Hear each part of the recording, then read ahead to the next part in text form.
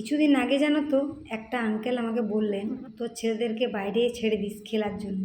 সবসময় ঘরে বন্দি থাকে, বাইরে একা একা খেলবে ওরা। তো তখন আমি ওনাকে কিছু বললাম না, যেহেতু উনি অনেক বয়সে বড় ছিল।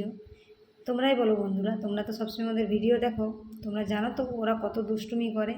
আর জানো, যখনই বিকেলে ঘুরতে নিয়ে যাই, আমি প্রতিদিন ঘুরতে নিয়ে যাই, কিন্তু হাত ধরে নিয়ে যাই, কারণ হাত ছাড়লেই দুজন দুদিকে দৌড়োই, আর ধরার জন্য শুধু আমিই থাকি। তো ভাবো কতটা কষ্টকর। আর যদি কখনো গাড়ি এসে ধাক্কা লেগে যায় তাহলে কি হতে পারে, সেই ভয়ে জানো তো আমি সবসময় হাত ধরে থাকি, কারণ হাত ছাড়লে ওদের ধরা ছোঁয়ার বাইরে ওরা চলে যায়। তো যাই হোক, নতুন মায়েদের উদ্দেশ্যে একটা কথাই বলবো, নিজের ছেলেরা নিজের মতো মানুষ করো, কারো কোথায় কান দেবে না। ঠিক আছে, তো আমি আজকে তোমাদের সাথে সানডের দিনটা শেয়ার করছি। সানডের দিন একটু ঝঞ্ঝটটা কম ছিল, কাজ কাম তাড়াতাড়ি একটু হয়ে গেছিলো, তাই জন্য ভাবলাম একটু একটু করে তোমাদের সাথে কিছু কিছু শেয়ার করি ভিডিওস।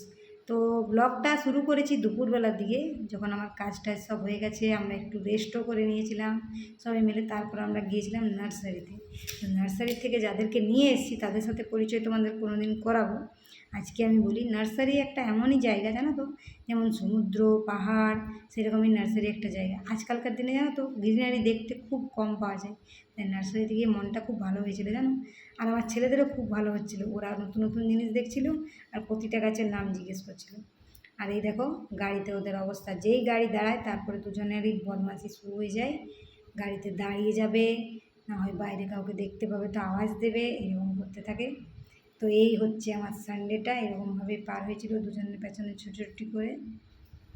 আর তোমাদের সানডেগুলো কেমন পার হয় সেটা অবশ্যই জানিও আমাকে কমেন্টে। আর তারপরে ওর বাবা গিয়েছিলো যখন আনতে কিছু খাবার জন্য আমাদের, তখন এই করছিল দুজনে। আমি ভাবলাম একটু ভিডিও করি, তোমাদেরকে দেখাবো বলে। ওদের সবসময় দুষ্টুমিগুলো ভিডিও করে রাখাটাই তো হচ্ছে আমার কাজ এখন। হ্যাঁ, কাজ তো করতেই হয়, দুষ্টুমি করার সময় তো কিছু কাজ করতে পারি না, তাই ভিডিও বানাই। এই দেখো, তারপর ওরা করছিল নাস্তা, আমরা নিয়ে এসেছিলাম একটু ফ্রাইড মোমোস আর সমোসা। তো ওরাও খাচ্ছিলো, এখন ওরা একটু বড়ো হয়ে গেছে তো সব কিছুই টেস্ট করে।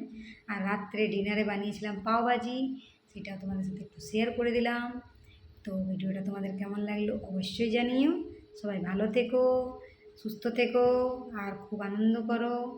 Thanks for watching my video. Ta ta, bye bye, take care.